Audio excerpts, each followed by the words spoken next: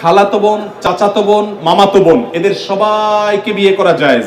আর যাদেরকে বিয়ে করা জায়েজ, এরকম বোন যারা আছে, বিয়ে করা জায়েজের আওতায় পড়ে, এদের সাথে পর্দা করা ফরজ। অর্থাৎ তাদের সাথে আপনি পর্দা ছাড়া কথা বলবেন না, এবং কোনো প্রয়োজন হলে কথা বলবেন পর্দার আড়াল থেকে, এবং তাদেরকে বিয়ে করা সেটা কি আছে, জায়েজ আছে।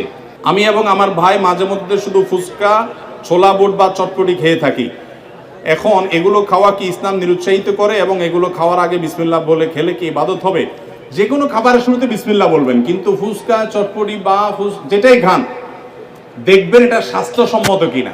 আপনি রুগী, আপনার সমস্যা হয় পেটে, আপনি এগুলা খান আর গ্যাস্ট্রিকের ওষুধ খান, এটা আমাদের বেশিরভাগ লোকের অভ্যাস, তাই না? একদিক দিয়ে এগুলা খাবে, চানাচুর ফুচকা খাবে, চটপটি খাবে, আবার খায় কি খাবে, গ্যাস্ট্রিকের ওষুধ খাবে। আমরা স্বাস্থ্য অসচেতন মুসলমানরা।